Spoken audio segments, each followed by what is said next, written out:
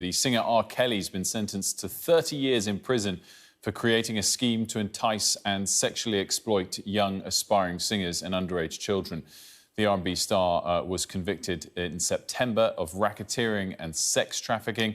Our correspondent Joe Pike is in New York, where the sentencing just took place. And Joe, they were seeking 25 years or more.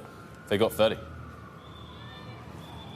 They certainly did, Wilfred. R. Kelly is 55 years old, therefore he will be in his mid-80s by the time he could escape jail. He therefore may die in jail. The judge, Alison Donnelly, said there were few crimes more serious than serial rape and sexual abuse over many years. R. Kelly used his entourage of staff, bodyguards, assistants, managers to procure young boys and girls, to control them, sexually abuse them, and also to threaten them so they did not speak out. He has been sitting in court with dark glasses, wearing a khaki shirt, and sitting and listening as his victims have described him as disgusting and despicable.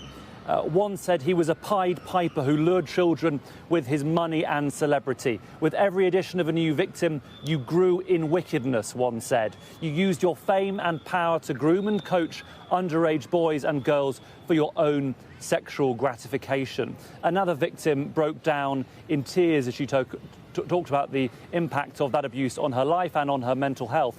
Then, in a poignant moment, her father stood up to address the court. "I didn't come here to bash Mr. Kelly," he said. "I do want to ask you, Mr. Kelly, to look at me, man to man, father to father. Put yourself in my shoes. I've certainly put myself in your shoes." But R. Kelly did not look up. His lawyers had been pushing for a 10-year sentence, citing his difficult childhood and the fact that he himself was a victim of sexual abuse when he was young. But clearly the judge rejected that, giving him this 30-year sentence.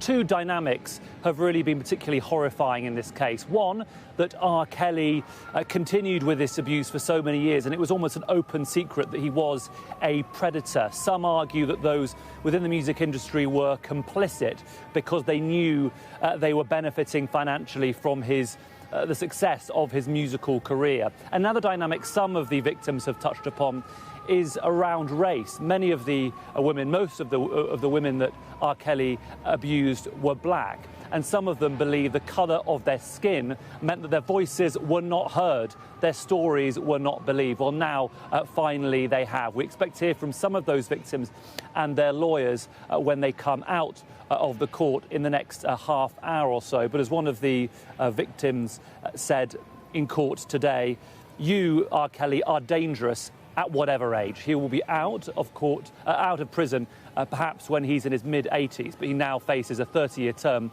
and there are more charges he's facing in at least 2 US states, Wilfred. So his legal battles are far from over.